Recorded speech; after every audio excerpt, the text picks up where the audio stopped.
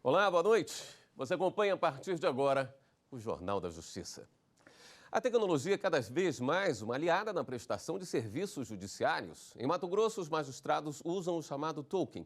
Com a ferramenta, eles podem assinar sentenças e decisões pelo celular ou tablet de qualquer lugar do mundo. E você vai ver também. A Justiça da Paraíba começa a identificação biométrica de crianças e adolescentes. Saiba quais são as regras para incluir o nome do pai na certidão de nascimento. A reforma trabalhista completa 2 anos. Vamos mostrar os efeitos das mudanças no mercado de trabalho. E ainda, veja como foi a visita ao Centro de Ressocialização de Cuiabá. A unidade é referência no processo de reinserção de detentos.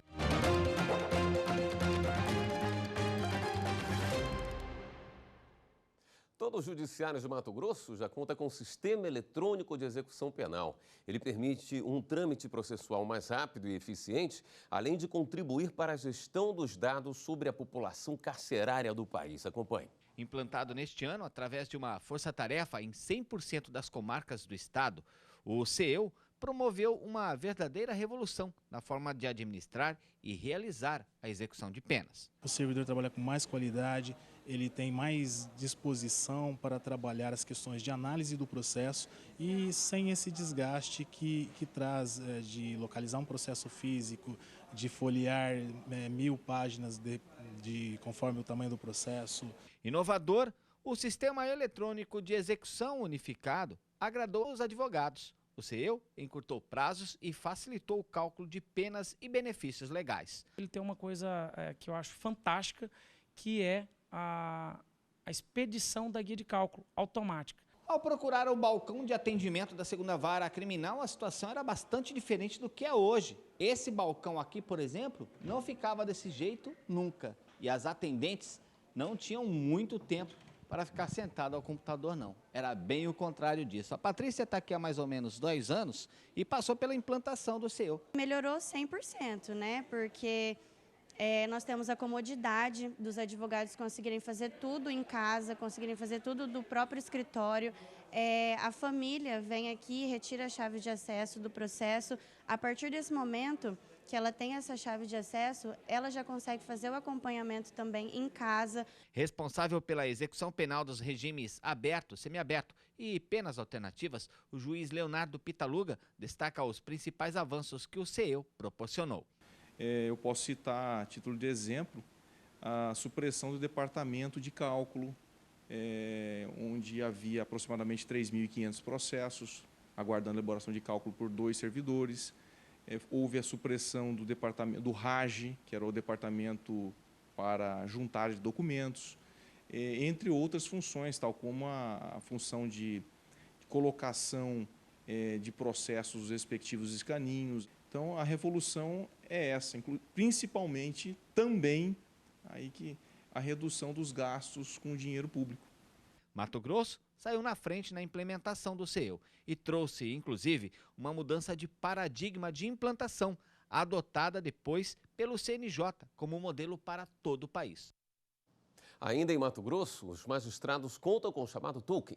Com a ferramenta, eles podem assinar e tomar decisões em qualquer lugar do mundo pelo celular ou tablet. Hoje em dia, com um celular na mão, é possível fazer um monte de coisa, né?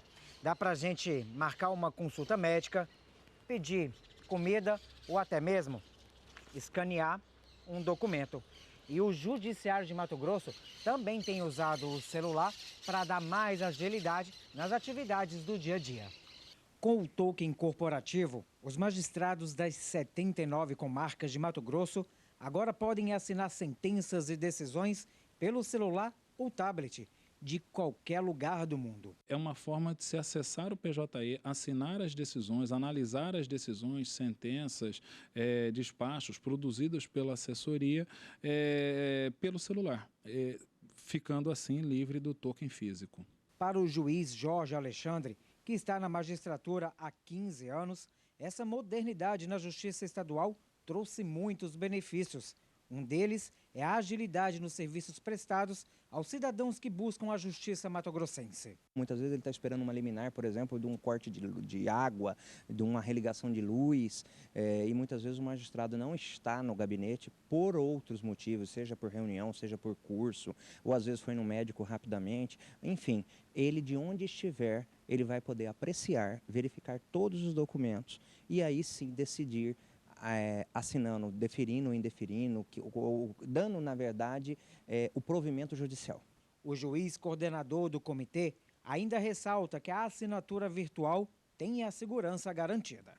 Onde se reconhece o aparelho do magistrado, se reconhece o aparelho do magistrado, onde se faz o pareamento desse celular com o PJE utilizado por ele e é onde se gera uma senha que toda vez que o magistrado for inserir dentro do sistema, ele é alterado. Na Paraíba, começa o projeto de identificação biométrica de crianças e adolescentes. O projeto piloto Cidadania de Primeira, que fomenta a identificação biométrica na identidade civil de crianças e adolescentes, está sendo introduzido na Casa da Cidadania, em Campina Grande. Estima-se que cerca de 80 crianças de 0 a 6 anos de idade, matriculadas em uma creche do município, sejam as primeiras beneficiadas com a iniciativa.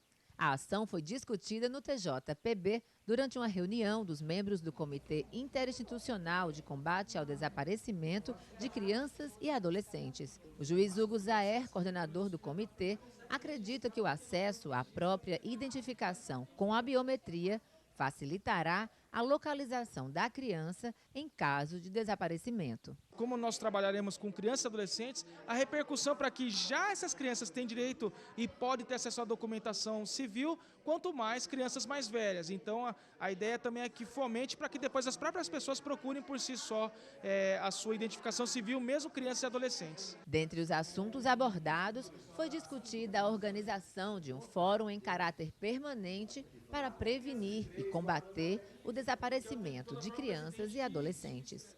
Esse fica é a ideia, vamos dizer assim, é o oposto, é o desejável, que não aconteça um desaparecimento, que não aconteça esse tráfico, que fique de fato sob a proteção, a criança e o adolescente fique sob a proteção socioafetiva dos seus cuidadores, dos seus pais e que não, vamos dizer assim, submeta a esse evento desprazeroso que é o desaparecimento. O projeto será realizado durante 3 dias a cada quarta-feira do mês de novembro. Muito importante, é preciso que nós assinemos um convênio para que todas as instituições participantes possam estar integradas e outras tratativas, como, por exemplo, a formação de um seminário. Então, o fórum está se estruturando. Essa é mais uma reunião de estruturação para que nós possamos, então, dar continuidade ao nosso trabalho. E você pode participar do Jornal da Justiça? Mande sua sugestão de reportagem para o nosso WhatsApp. Anote aí o número 61992606116. E a seguir, vamos falar dos 2 anos da reforma trabalhista, o que mudou no mercado de trabalho com as novas regras. Voltamos em instantes. Para aquilo que você tem como princípio, como correto, como bom, como certo, como coerente.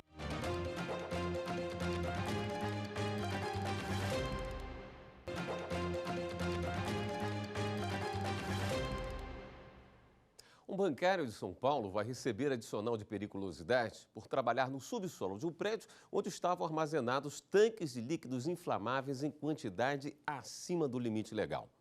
Ao vivo, o repórter Thalia Santos tem os detalhes dessa decisão. Oi, Thalia, boa noite.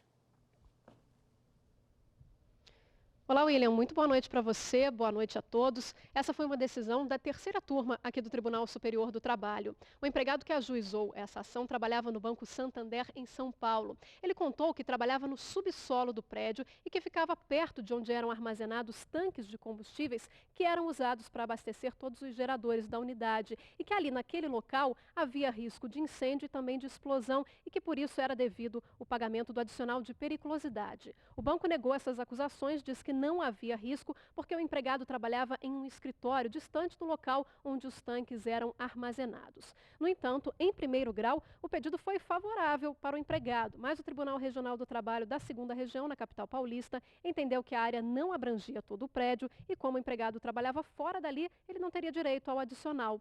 O caso então chegou ao TST e o relator na 3ª turma, ministro Maurício Godinho Delgado, considerou que o pagamento do adicional de periculosidade era sim devido porque foi constatado que o armazenamento desse combustível estava acima do limite legal, portanto toda a área interna da construção seria considerada de risco. O bancário então ganhou o direito ao pagamento do adicional de 30% de periculosidade. A decisão foi unânime. William?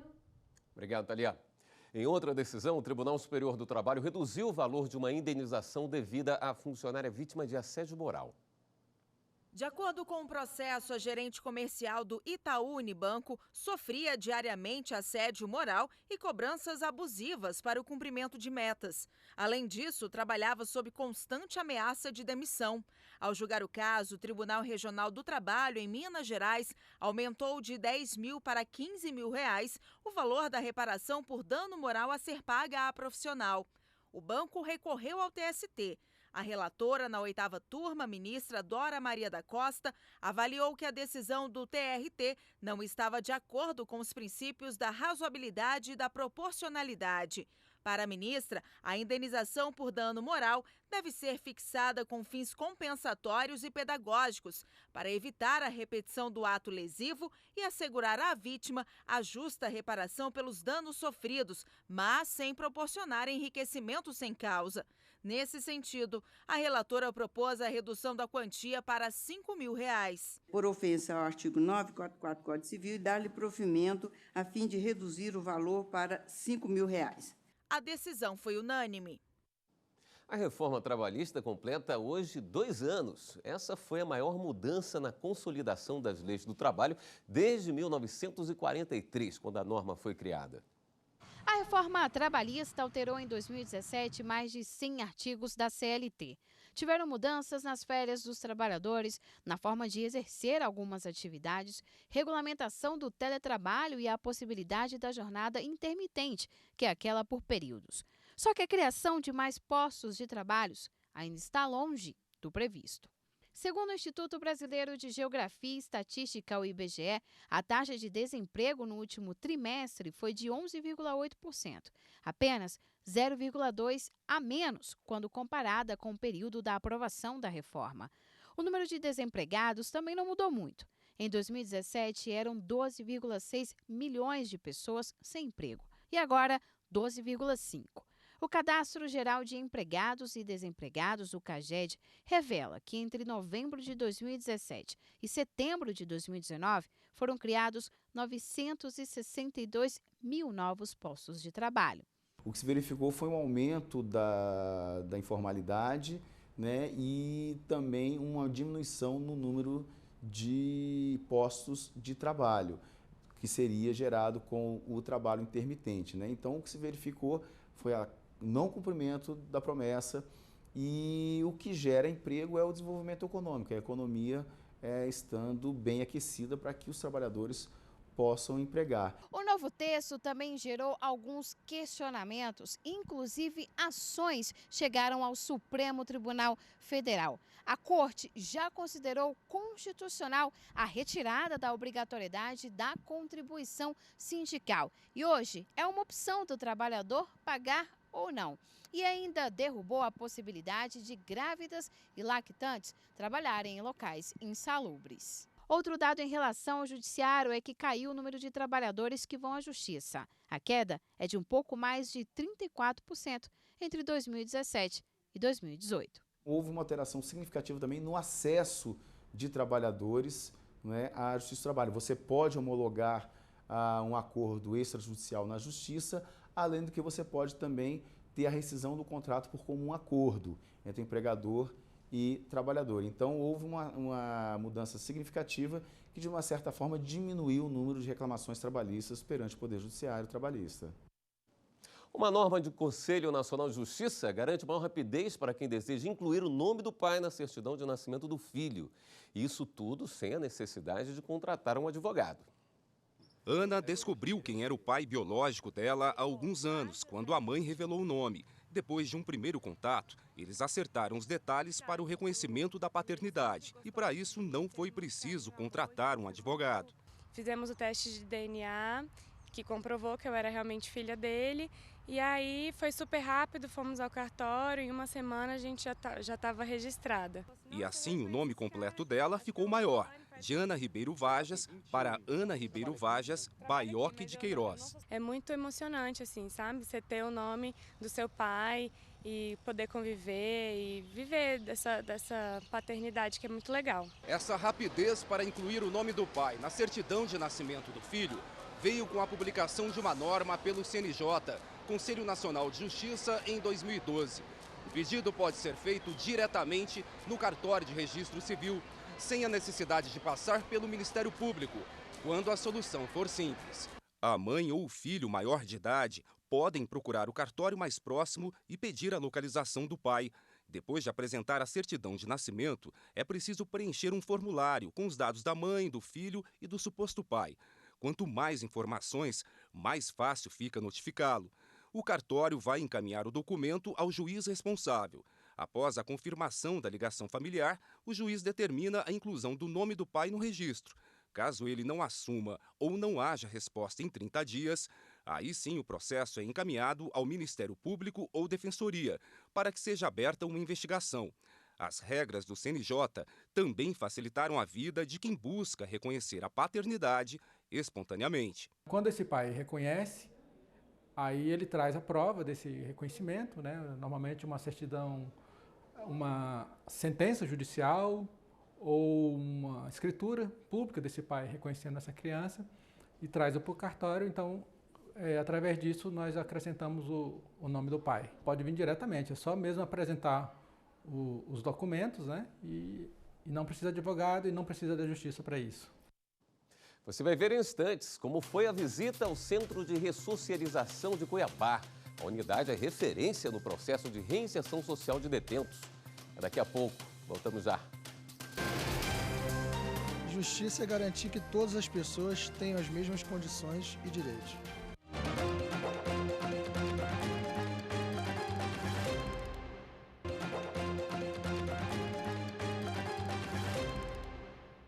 O Centro de Ressocialização de Cuiabá está transformando a vida de pessoas que cumprem pena. A unidade é referência na reinserção social de detentos. É possível mudar estando dentro de uma unidade prisional? Depende. As chances da mudança acontecer são muito maiores se o reeducando tiver uma oportunidade, seja estudando, fazendo um curso profissionalizante ou trabalhando. Aqui no CRC são realizados diversos projetos e, com eles, muitas vidas são ressignificadas. 4 meses eu estou trabalhando aqui na serralheria, aprendendo a fazer cadeiras, né? É uma profissão muito boa. E aqui eles dão muita oportunidade para as pessoas, ensino de trabalho. Para quem não sabe alguma coisa de profissão, aqui é um local muito bom para aprender. Atualmente, o Centro de Ressocialização de Cuiabá tem 1.100 reeducandos. São 24 frentes de trabalho interno, desenvolvidas por 347 pessoas. 22 frentes de trabalho no extramuro, com 58 reeducandos do regime fechado. O local tem 7 salas de aula, com 13 turmas e cerca de 300 alunos, entre alfabetização e ensino médio nos 3 turnos. O grupo de monitoramento e fiscalização do sistema carcerário esteve no local para conhecer de perto os projetos realizados na unidade. E nós precisamos levar estudo e trabalho a todos que se encontram dentro do sistema prisional. E vamos dar todo o apoio ao diretor desta unidade, que serve de exemplo para as outras existentes do estado de Mato Grosso. A maior arma contra o crime é a oportunidade. Trabalho, estudo. É isso aqui que se investe no CRC. A unidade se destaca pela quantidade de atividades desenvolvidas pelos reeducandos. Tem panificação, horta, granja, marcenaria, serralheria, uma fábrica de blocos de concreto que produz todo o meio-fio utilizado pela Prefeitura de Cuiabá, ateliê de costura, curso de crochê, confecção de cadeiras de fio, biblioteca, uma banda musical e está em andamento o projeto de uma horta hidropônica e 32 reeducandos acabaram de participar de um curso técnico de refrigeração e estão animados para atuar no novo aprendizado. Alguns aqui não são formados, não tem profissão, não tem nada, e o presídio dá oportunidade para vários, né? O exemplo do CRC mostra que é possível ter uma realidade diferente, melhor dentro das unidades, a fim de ressocializar estas pessoas que inevitavelmente voltarão para a sociedade, piores ou melhores. A função nossa, né, é colocar ele para trabalhar, para estudar, e a religião também. É os 3 pilares. Mas essa função do trabalho extramuro, ele já está familiarizando com a sociedade novamente. E, no caso, ele está ressocializando para reintegrar a sociedade melhor que ele entrou. É uma mudança de vida e ter também um profissionalismo, sair fora, você ter uma profissão, que eu não tinha essa profissão. Você já pensou em formas de melhorar a concentração e o planejamento no trabalho? Uma pesquisa mostrou os benefícios do bordado como terapia. Já se foi o tempo em que lidar com agulhas e linhas eram coisas de vovó.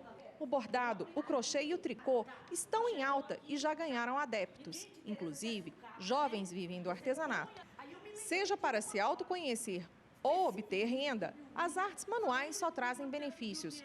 Me ajudou bastante para livrar da depressão, da solidão, ansiedade.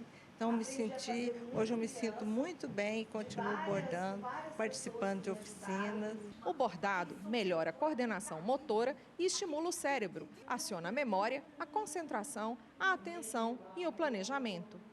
Outro fator é o desenvolvimento de produtos pessoais e sociais. Além disso, o artesão aprende a lidar com as adversidades e os limites impostos pela vida. Ele também pode compartilhar o conhecimento com as outras pessoas. Trouxe um autoconhecimento, um monte de descoberto dentro de mim que eu não sabia, que eu desconhecia. Me fez um bem muito grande e eu estou gostando muito de compartilhar isso com outras pessoas. Foi justamente com esse objetivo que a professora Tereza Barreto desenvolveu uma pesquisa com foco na construção da felicidade individual. Ele integra o ser com ele mesmo.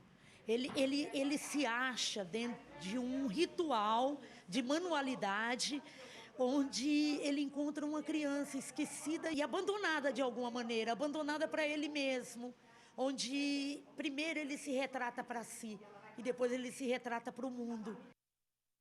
É hora de dar um giro na rede para saber as últimas notícias.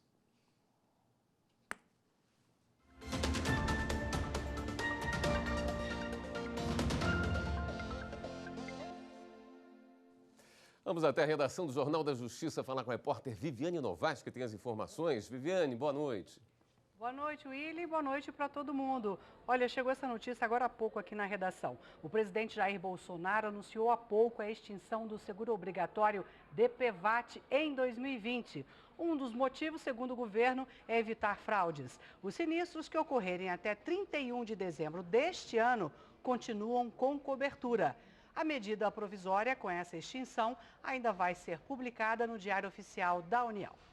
E o Ministério Público Federal no Pará divulga amanhã o resultado de auditorias sobre a sustentabilidade da cadeia econômica da pecuária e dos grãos no estado. Essas auditorias verificam se carne e grãos, como a soja e o milho, foram produzidos em áreas com licença ambiental e sem desmatamento ilegal, embargos ou trabalho escravo. E está fazendo um calorão em muitos lugares do país, não é mesmo? Imagine o sofrimento para quem tem que usar terno e gravata. Pois o Tribunal de Justiça do Rio de Janeiro liberou essas peças para os advogados a partir de 1º de dezembro. A medida prevista pelo Conselho Nacional de Justiça vale até 20 de março do ano que vem. E o giro fica por aqui. Lá no YouTube estão todas as reportagens do nosso jornal. Anote aí, TV Justiça Oficial. William. Obrigado, Viviane. Liberar a terra é uma boa, né? O Jornal da Justiça termina aqui. Muito obrigado pela sua companhia. E a gente reforça o convite. Mande sua sugestão de reportagem para o nosso WhatsApp 61992606116. Uma ótima noite para você. Até amanhã.